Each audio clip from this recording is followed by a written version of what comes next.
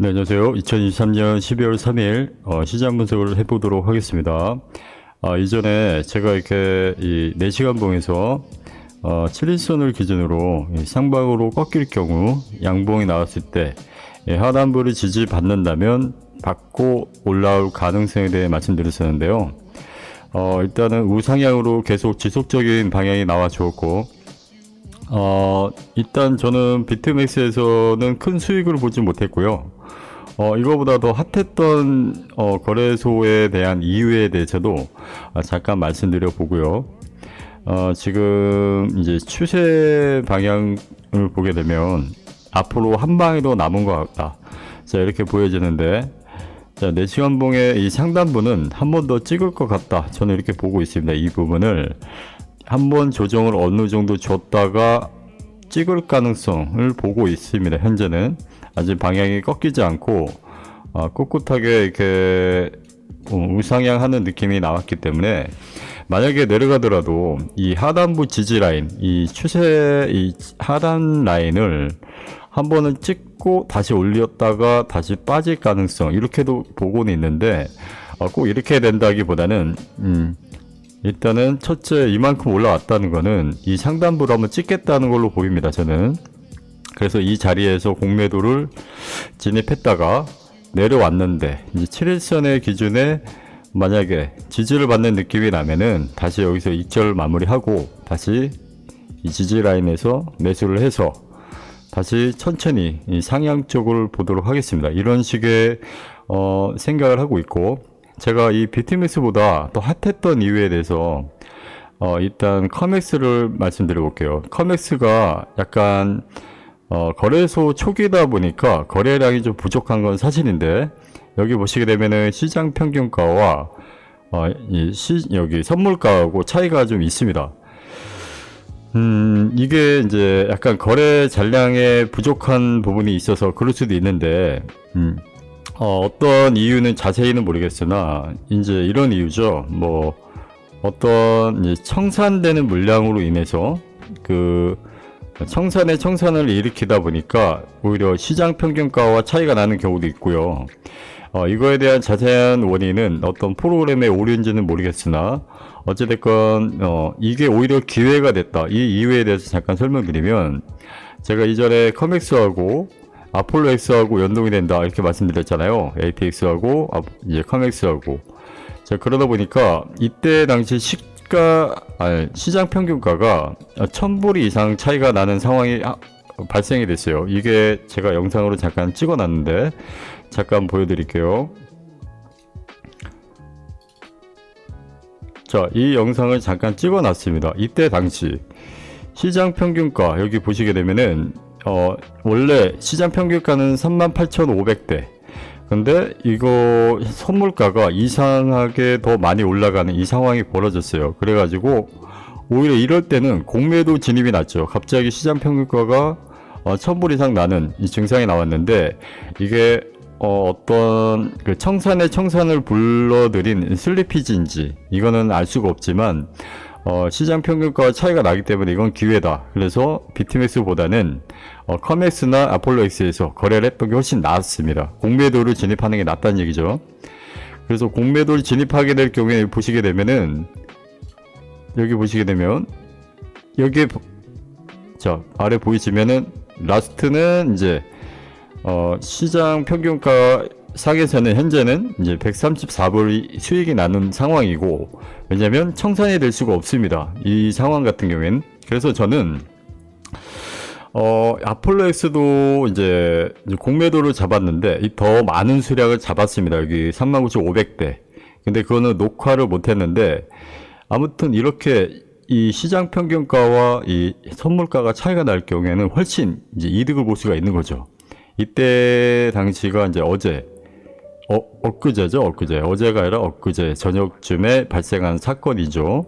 근데 이거를 왜 말씀드리냐면은, 자, 이게 이럴 때가 기회입니다. 사실 바이낸스 같은 경우에도요, 초창기 때는 이제 선물 이제 출시할 때, 그때 당시 제가 기억하는데, 비트코인하고 BTC와 BCH, 비트코인 캐시 이 두 종목만 두 코인만 이렇게 선물에 상장했었어요, 처음에. 근데 이때 당시도 마찬가지로 거래량이 부족했죠. 일단 비트맥스가 1등, 그냥 선물 거래소에서는 1등이었기 때문에 이제 신생으로 나온 이제 바이낸스에서는 거래량이 없었던 이 시절에 어떤 현상이 일어났냐면 비트맥스에서 한번 볼까요? 이때 주봉으로 보게 되면 이때 당시 급락을 엄청나게 했을 때 이때가 아니죠.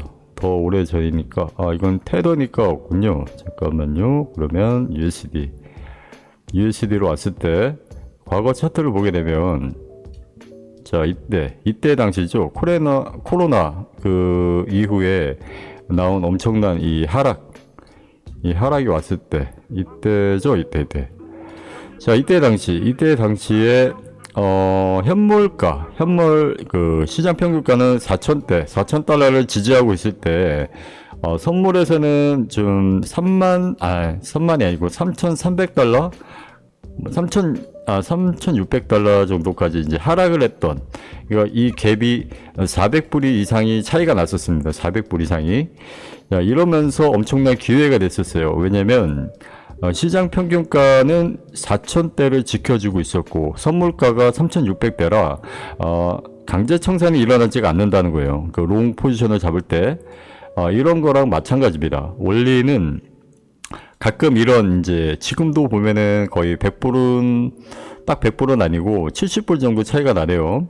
이럴 때 오히려 만약에 아폴로엑스나 커맥스 측에서 시장 평균가 대비 이상 급등 현상이 나올 경우에 거래량을 다 말아서 이 매도 잔량을 싹 걷어가서 쭉 갑자기 끌어올리는 경우가 있을 수도 있어요. 그러면은 이럴 때는 오히려 기회가 된다는 얘기입니다. 왜냐하면 결국에는 시장 평균가를 맞춰가기 때문이에요. 그렇기 때문에 오히려 기회가 될 수가 있다. 그러니까 저는 사실 예전에 이 글로비라는 거래소도 한번 이용한 적이 있습니다. 이때 어떤 사건이 있었냐면 굉장히 엄청난 사건이었습니다. 이게 거래량이 좀 부족하다 보니까 누군가가 매수를 했는데 쭉 올라가는 상황이 벌어졌어요. 거의 조 단위로까지 올라가는 이 기이한 현상이 벌어졌는데, 이런 자리에 공매도를 걸었다거나 만약에 이 자리에서 매수를 했는데 이쪽에 매도를 거는 사람들은 엄청난 수익을 보게 됐습니다. 그때.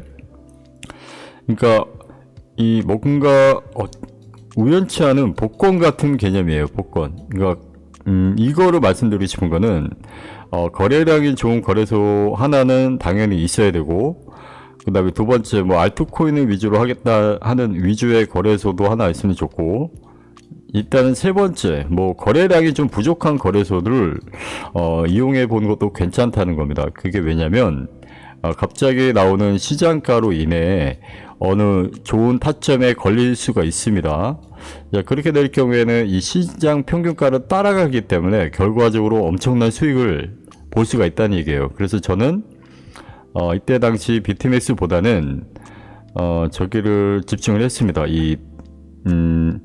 오히려 시장 평균가가 1,000불 이상 차이가 났던 이 커맥스에서 수익을 더 냈고, 여기는 사실 소액으로 이제 처음에 들어왔는데 이제 이상하게 이때 당시였죠. 내 시간 보면 이때 당시가 원래 이 정도까지 올라오지 않았는데 여기 위에서 계속 놀길래 아폴로엑스는 우리가 이제 덱스로 연동을 해서 저 같은 경우에는 여기서 아폴로엑스에서 수익을 더 많이 받습니다. 덱스로 연동을 해서 다시 돈을 좀 더 보낸 다음에 메타마스크 지갑을 연결한 다음에 바로 이렇게 공매도를 잡았어요. 공매도를 딱 이 39,500배 그때 잡았는데 수익률이 좀 상당히 좀 잘 나왔습니다. 아폴로엑스에서. 그렇기 때문에 제가 여러분께 드리고 싶은 말씀은 뭐냐면,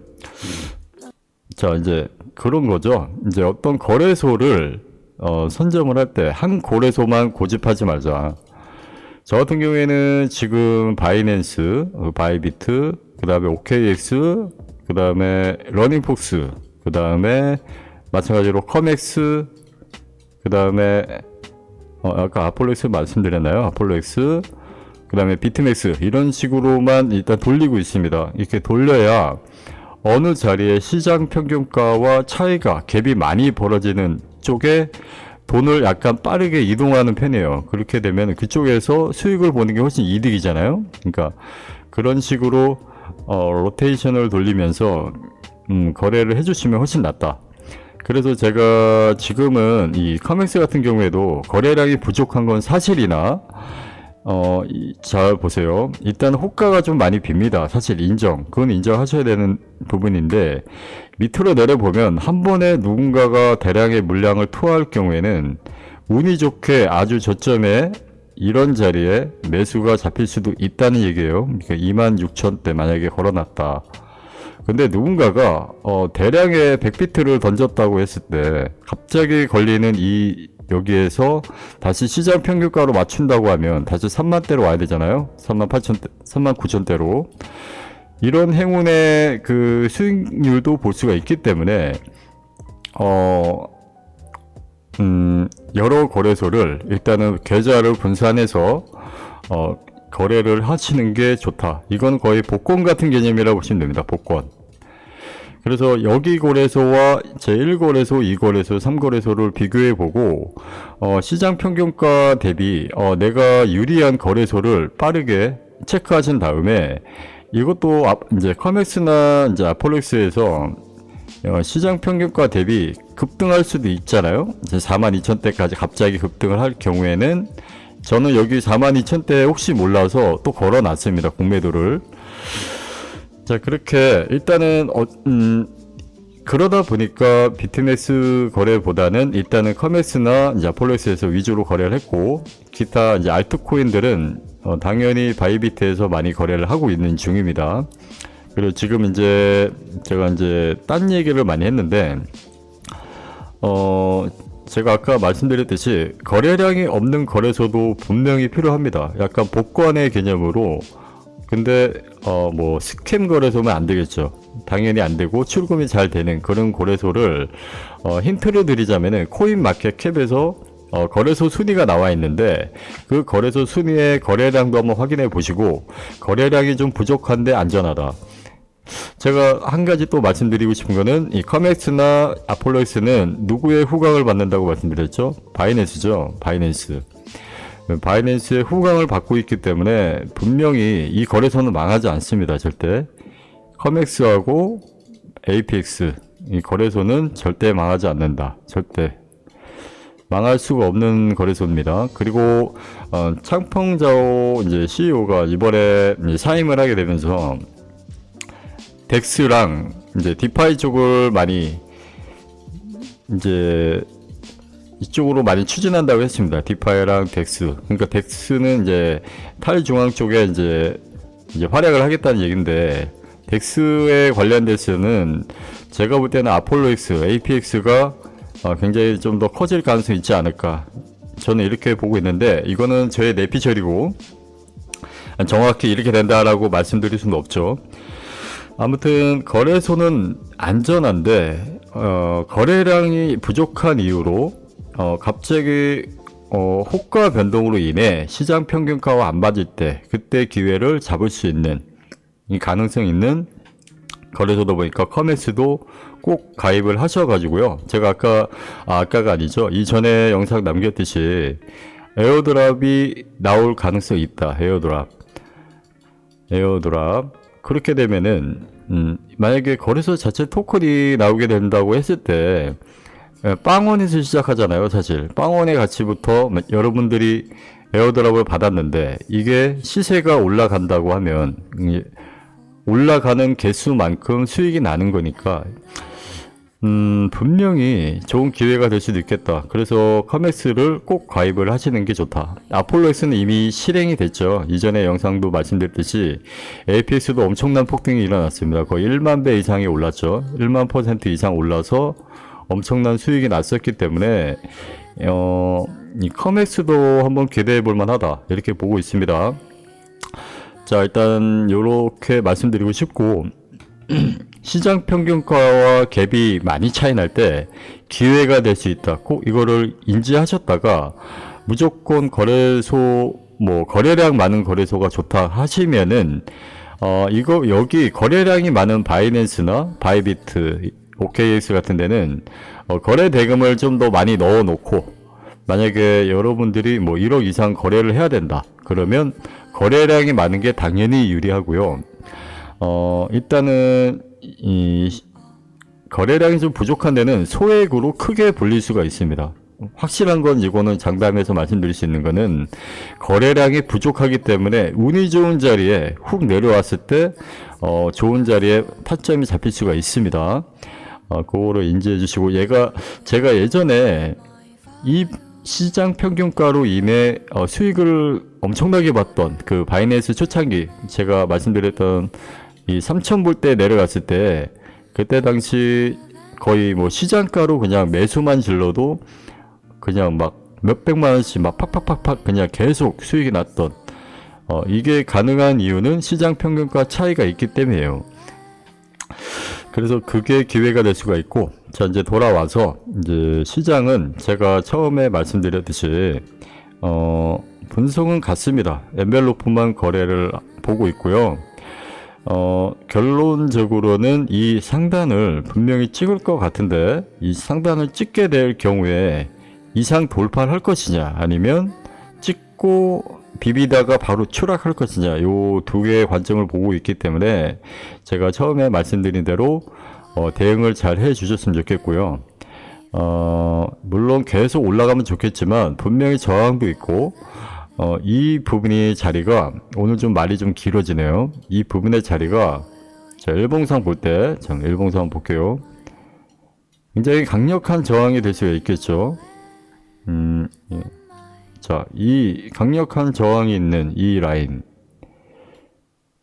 그죠? 여기 이 라인이 엄청 무거운 자리입니다. 이게 보면 이 라인이 분명히 저항을 한번 맞고 빠질 수 있는, 이거를 한 방에 뚫을 수 있는 거래량이 터져주면 모를까, 그게 아니면은 한번 퍼지는 척 쭉 다시 빼질 가능성, 요런 패턴이죠. 올라가는 척 한번 쭉 뺐다가 올라갔다가 뺐다가 올라갔다가 뺐다가 이런 식으로.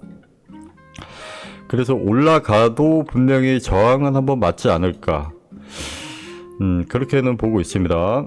자, 영상은 이렇게 마무리하고요. 내일은 혹시 일본 관점에서도 분석할 내용이 있다면 그때 다시 영상을 남겨보도록 하겠습니다. 네, 시청해 주셔서 감사합니다.